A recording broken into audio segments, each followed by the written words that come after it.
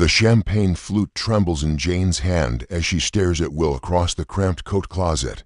Her breath coming in short, uneven bursts. The wedding reception pounds beyond the door, laughter, clinking glasses, the distant whir of the DJ's microphone. But here, surrounded by cashmere and wool, the world has narrowed to just them.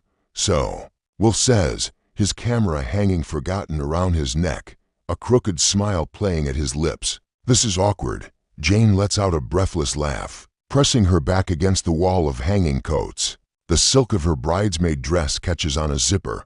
Understatement of the year. 5 minutes ago, they'd stumbled in here with wine-flushed cheeks and the kind of reckless confidence that only comes from open bars and stolen glances across crowded dance floors. The plan was simple, a quick, anonymous hookup between two people who'd been circling each other all evening like cautious cats. Instead, they'd collided with all the grace of a train wreck. Your elbow, Will says, gesturing vaguely, found places I didn't know could be injured.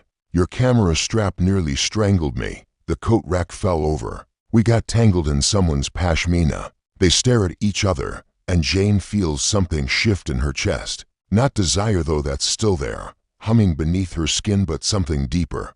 Recognition. Maybe, like looking in a mirror and seeing all your beautiful disasters reflected back. Will runs a hand through his dark hair, leaving it even more disheveled than before. I'm usually better at this, are you? Jane tilts her head, studying him, in the dim light filtering through the crack under the door. His eyes are the color of whiskey. Because I have to say, your technique needs work. My technique is legendary, he protests. And there's something so earnest in his voice that Jane's heart does a small flip. Ask anyone. Anyone. Well, maybe not anyone. Maybe just. He trails off, his confidence deflating like a punctured balloon. Actually, maybe don't ask anyone. Jane sets down her champagne flute on a shelf, the crystal ringing softly. Will Donner, are you telling me you're not the smooth operator you pretend to be? The way she says his name slow, deliberate, with just a hint of tease makes his pulse jump visibly at his throat. She notices everything. This woman, the fraying edge of his vintage jacket, the way he fidgets with his camera settings when nervous, the fact that he's been nursing the same beer all night, because he doesn't actually like to drink much. Maybe I'm tired of pretending, he says, quietly. The words hang between them, heavy with possibility. Jane feels exposed suddenly, as if he's seeing straight through all her carefully constructed walls. She's built a career on asking the right questions, on digging into other people's secrets. But something about Will makes her want to volunteer her own. You want to know something? She says, taking a step closer. The space between them shrinks to nothing.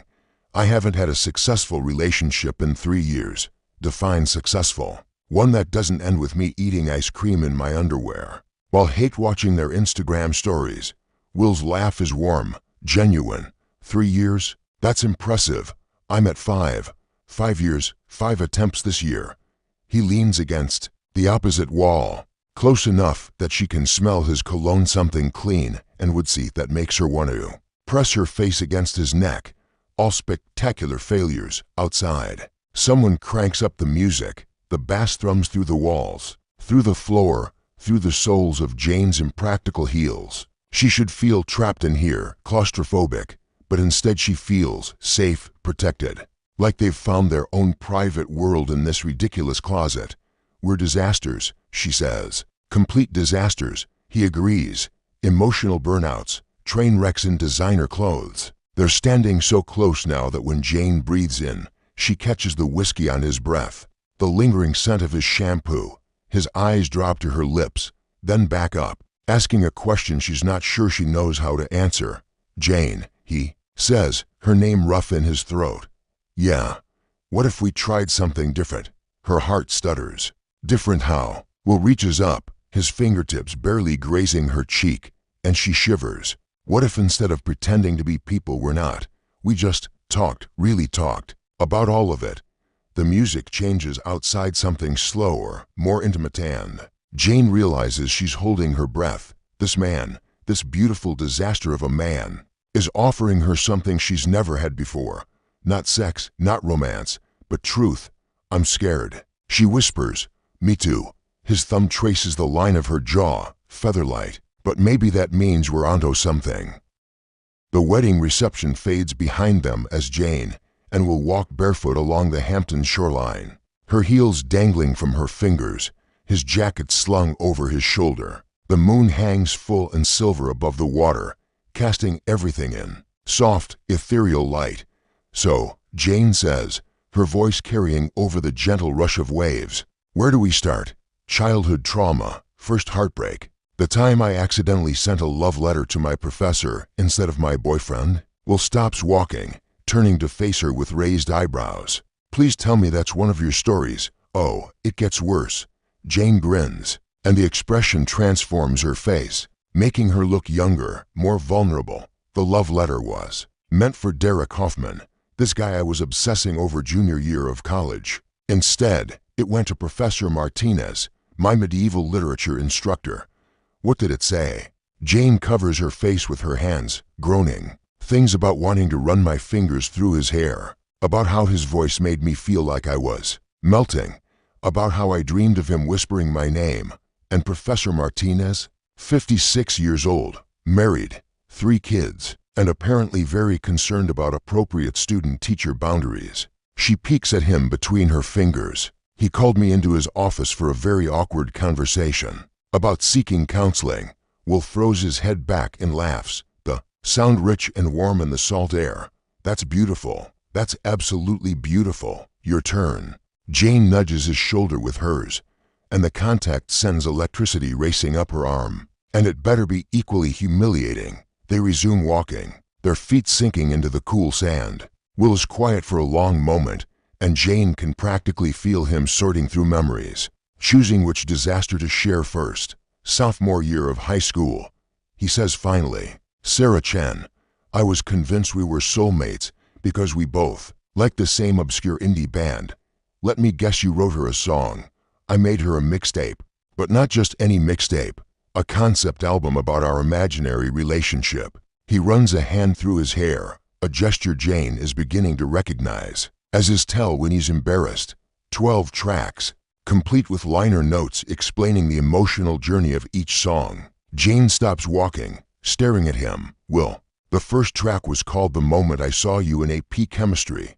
Oh my God. The last was Growing Old Together, Sarah's song. You didn't." I hand-delivered it to her locker with a single red rose and a note asking her to be my girlfriend. Will's cheeks are flushed, but he's grinning now. Caught up in the absurdity of the memory, she listened to the whole thing. All 43 minutes. Jane can barely breathe through her laughter. What did she say? She said it was very sweet, but she was gay. No, and dating my sister's best friend. Jane doubles over, clutching her stomach. I literally cannot. But wait, there's more. Will's eyes are sparkling with mischief now. I asked if she wanted to stay friends, and she said yes. So I kept making her mixtapes, for 2 years, every month. Themed playlists for her and her girlfriend.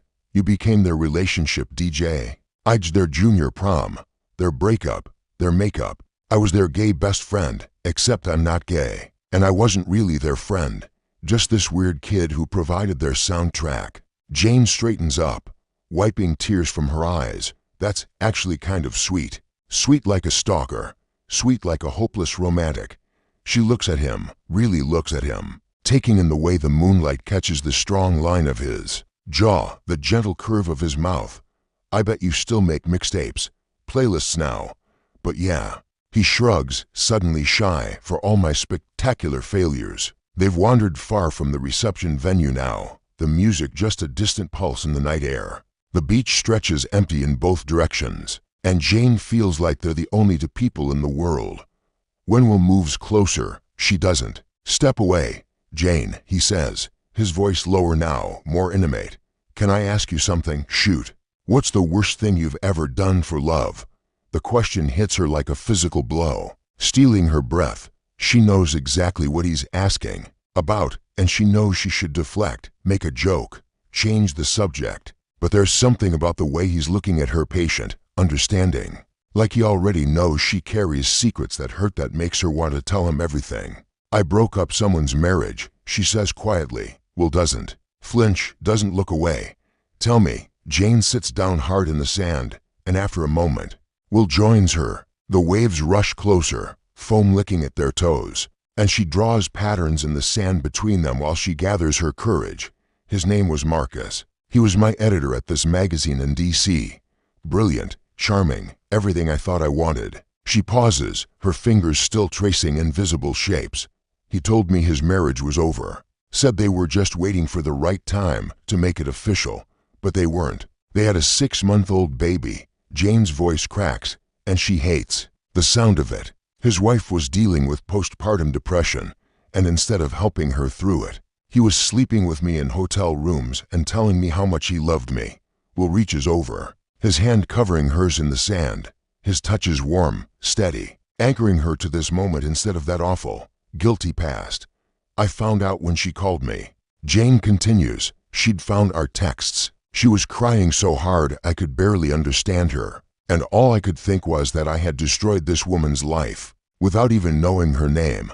What did you do? Jane looks up at him, her eyes bright with unshed tears. I ended it, quit my job, moved to New York and started freelancing so I'd never have to work for someone else again, never have to trust someone else's word about their life. The confession hangs between them like a bridge, fragile but real. Will's thumb strokes across her knuckles, and Jane realizes she's never told anyone this story. Not her friends, not her therapist, not even her sister. 3 years, Will says quietly. What? You said you haven't had a successful relationship in 3 years. That's when it happened, isn't it? Jane nods, and something inside her chest loosens. He understands. This beautiful disaster of a man understands exactly why she's so afraid to let anyone close. My turn, he says, and Jane's breath catches at the promise in his voice.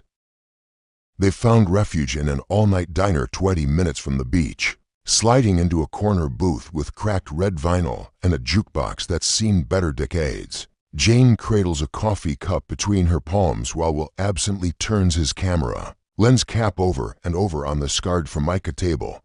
The fluorescent lights should be harsh, unflattering, but somehow they make Jane's skin glow warm and golden. Will can't stop looking at the way her fingers curl around the ceramic, delicate and strong at the same time. Your turn, Jane says softly, and there's something in her voice, trust, maybe, or recognition that makes his chest tight. Will sets down the lens cap, his hands suddenly still. Her name was Emma. We were together for 2 years, lived together, talked about marriage, the whole thing. Jane watches his face, reading the micro-expressions she's learned to catalog in their few hours together. The tightness around his eyes means pain.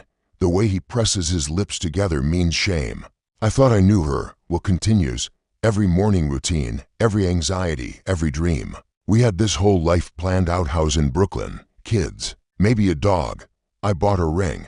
What happened? Will's laugh is bitter. I came home early from a shoot one day, found her in our bed with someone else. Jane winces. Will, but that's not the worst part. He looks up at her then, and his eyes are raw with old hurt. The worst part is that when I saw them together, my first thought wasn't anger. It wasn't heartbreak. It was relief. The word hangs in the air between them, heavy with implication. Jane sets down her coffee cup, giving him her full attention. Relief? She asks gently. Because I'd been pretending for months that everything was fine, that I was happy, that we were happy. But the truth is, I'd fallen out of love with her a year earlier and was too much of a coward to admit it. Will's voice drops to barely above a whisper.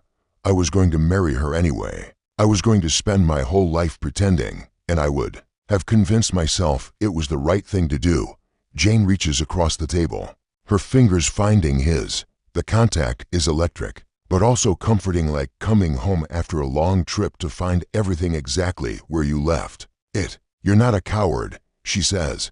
I am. I've been a coward my whole life. Every relationship, every decision I take the path of least resistance and tell myself it's being easygoing. He turns his hand palm up, threading their fingers together. That's why I keep failing at this. I'm so afraid of hurting people that I hurt them anyway. The jukebox in the corner starts playing something slow and melancholy, and Jane realizes her heart is beating in time with the melody. There's something about this man that makes her want to gather up all his broken pieces and show him how they fit together to make something beautiful. Want to know a secret? She says. Always, I think you're the first honest person I've met in years. Will's grip on her hand tightens.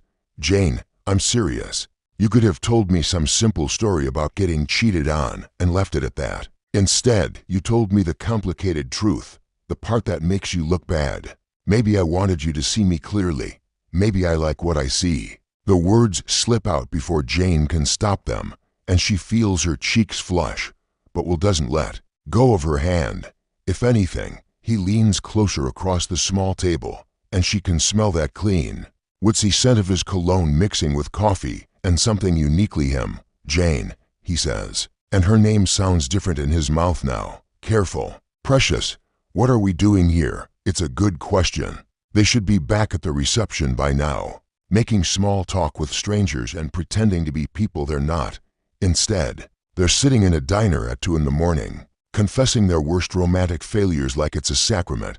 I don't know, she admits, but I don't want to stop. Will's free hand comes up to cup her cheek, his thumb tracing the line of her cheekbone. Jane's eyes flutter closed at the touch, and she leans into his palm like a cat seeking warmth. Tell me something else, he murmurs. Like what? Something you've never told anyone. Jane opens her eyes, meeting his gaze directly. In the harsh diner light, she can see every detail of his face, the small scar above his left eyebrow, the way his lashes are darker at the tips, the fullness of his bottom lip that makes her want to trace it with her finger. I write love letters to people I'll never send them to, she says. What kind of love letters? All kinds. To my college roommate who moved to Paris and never looked back. To the barista at my corner coffee shop who always remembers my order. To authors whose books changed my life. She pauses, her breath catching. To men I meet at weddings who make me feel like maybe I'm not as broken as I thought. Will's thumb stills against her cheek. Jane, I write them all out longhand. Pour everything I'm feeling onto paper, and then I burn them in my kitchen sink. Why? Because wanting things has only ever gotten me in trouble. Will is quiet for a long moment, processing this. Then, slowly, he brings their joined hands up to his mouth and presses a soft kiss to her knuckles. The gesture is so tender, so unexpectedly intimate, that Jane's breath hitches. What if? He says against her skin, just this once, you didn't burn the letter? Jane's heart hammers against her ribs. What if you read it and ran? What if I didn't? The space between them seems to shrink, charged with possibility. Jane can feel herself standing at the edge of something vast and terrifying and wonderful. And for the first time in 3 years, she wants to jump. Will, she whispers. Yeah, I think. I'm in trouble.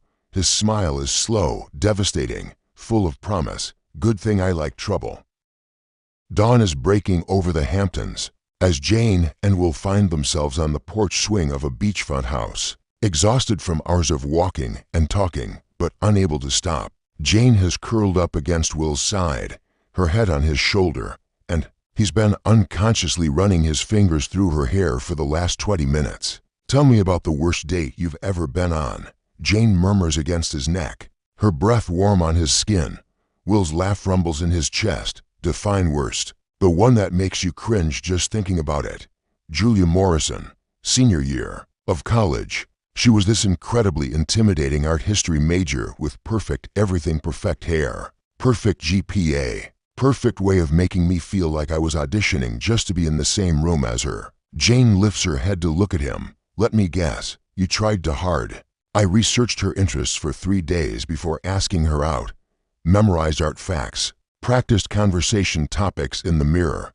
Will shakes his head, self-deprecating smile playing at his lips. I took her to this fancy restaurant I couldn't afford and spent the entire dinner trying to sound sophisticated. How did it go? I pronounced Rothko like Ratko. Insisted that Monet and Monet were the same person. And when she ordered wine, I confidently told the sommelier I'd have whatever pairs well with intimidation. Jane bursts into laughter, the sound bright and musical in the pre-dawn quiet. You didn't. The sommelier just stared at me for 10 seconds and then brought me a beer. I would have found that charming. She did not. She excused herself to go to the bathroom 20 minutes in and never came back. I sat there for another hour, convinced she was just taking a really long time. Before the waiter finally told me she'd left through the kitchen, Jane's laughter dies away, replaced by something softer. Will, I paid the check and walked home alone, and all I could think was that maybe she was right to leave. Maybe I really was just this pathetic guy who had nothing interesting to say. The vulnerability in his voice breaks something open in Jane's chest.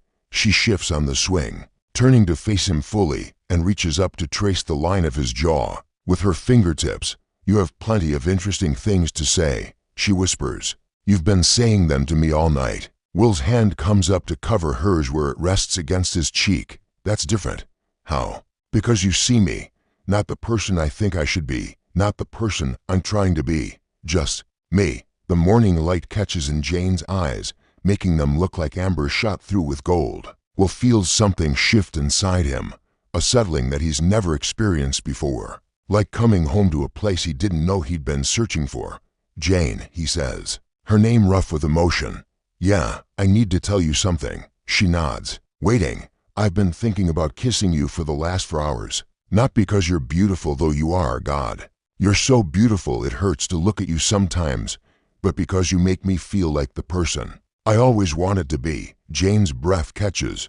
What person is that? Honest, brave, worth loving. The words hang in the air between them, fragile and powerful.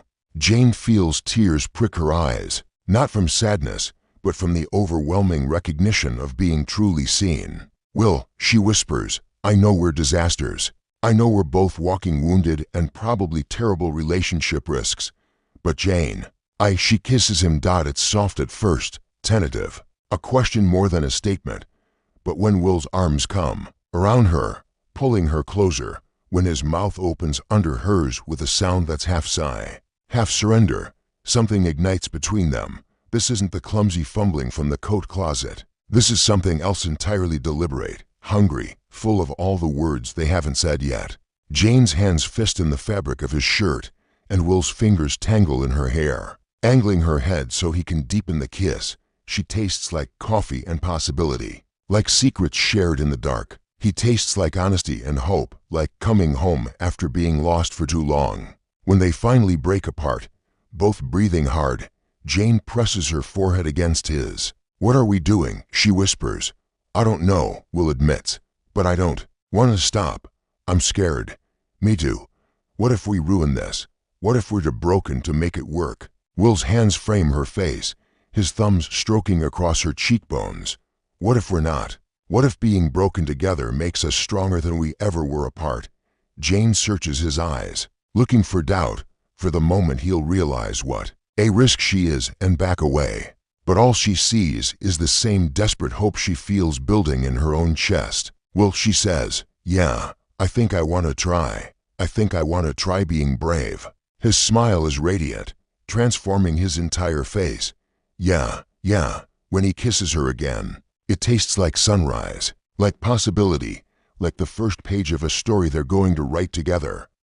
6 months later, Jane sits at her kitchen table, a blank piece of paper in front of her and a pen in her hand. Through the window, she can see Will setting up his camera equipment on the fire escape of the building across the street, chasing the gold in our light he's always talking about. She uncaps the pen and begins to write. "Dear Will, I've been thinking about that night we met, about the conversation we had in the diner when you asked me what I would do if I didn't burn my letters. For once, I told you I was afraid you'd read it and run. You asked me what if you didn't. Well, you didn't run. Even when I told you about Marcus, about how I can't sleep with the lights off because darkness makes me think too much, about how I have panic attacks in grocery stores when they play certain songs over the speakers, you stayed for all of it. You stayed when I had food poisoning and looked like death. You stayed when I got the assignment from hell and didn't speak to you for 3 days while I was on deadline. You stayed when I picked a fight with you because I was scared we were getting too comfortable, too real, too much like something that might actually last. You know what the crazy thing is? I don't want to burn this letter. For the first time in my adult life, I want someone to know exactly how I feel about them. I want to be brave enough to put it all on paper and hand it over, and trust that you'll be careful with it. So here it is, the thing I've been too scared to say out loud. I love you. I love your terrible mixtapes and the way you make pancakes shaped like animals on Sunday mornings. I love that you cry at dog videos and that you always let me have the last bite of dessert, even when you want it. I love that you see the best in people, especially in me. I love that you make me feel safe enough to be completely my silly human. Jane pauses, looking up to see Will waving at her from across the street. She waves back, and he makes an exaggerated heart with his hands, grinning. When she rolls her eyes at the gesture, I used to think love was about becoming someone else, someone better, someone worthy. But with you, I've learned that it's about becoming more myself than I've ever been. You don't love me despite my disasters, you love me including them. And somehow that makes them feel less like disasters and more like just life. I don't know if we'll make it. We're still disasters, after all. Still figuring out how to be honest instead of perfect. But I want to try. I want to choose you every day and trust you to choose me back. I want to write you letters I don't burn and tell you truths that scare me. And build something real with you. Which brings me to you, to us. To this thing we've built out of vulnerability. And terrible dates and middle-of-the-night confessions. It's not perfect. It's not a fairy tale. But it's ours, and that makes it worth everything. All my love, and I mean all of it. Janish folds the letter carefully, slides it into an envelope, and walks to the window. Will is packing up his equipment, the light having shifted to far, for whatever shot he was chasing. But when he sees her in the window, he looks up. Jane holds up the letter, and even from across the street, she can see his expression change: surprise, understanding, joy. He sets down his camera bag and cups his hands around his mouth. Are you going to burn it? He calls up. Jane shakes her head, smiling so wide her cheeks hurt. I'm going to give it to you. Now, right now. She's already moving toward the door, letter clutched in her hand, heart hammering with the kind of nerves that feel like excitement instead of fear. When she reaches the street, Will is waiting for her, camera bag forgotten on the sidewalk. Jane, he says as she approaches, and there's wonder in his voice, like he can't quite believe what's happening. I wrote you a letter, she says, holding it out. I can see that. I'm not going to burn it. I can see that too. He takes the envelope, but doesn't open it. Instead, he reaches into his back pocket and pulls out a folded piece of paper. Good thing, because I wrote you one too. Jane stares at the paper in his hand. You did? Been carrying it around for weeks, trying to work up the courage to give it to you. They stand there on the sidewalk, each holding the other's letter, and Jane feels like she's standing at the edge of something vast and wonderful. Not falling in love, she's already done that, but choosing it, claiming it, making it real. Should we read them now? She asks. Together? Together. They find a bench in the small park at the end of the block, sitting close enough that their thighs touch, and unfold their letters with the solemnity of people opening gifts they've waited their whole lives to receive. Jane reads Will's letter. First, her eyes filling with tears at his confession of love, at the way he describes her as his favorite disaster, at his promise to keep choosing her even when she's difficult, especially when she's difficult. Will reads hers more slowly, his thumb tracing the words like he's memorizing them. When he reaches the end, he looks up at her with eyes that are bright with unshed tears. Jane, he says, yeah, I love you too.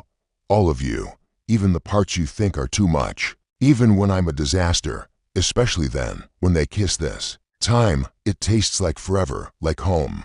Like to broken people who figured out how to be whole together, and for the first time in either of their lives, they're not afraid of wanting something this much. They're disasters, both of them, but they're disasters together, and that makes all the difference.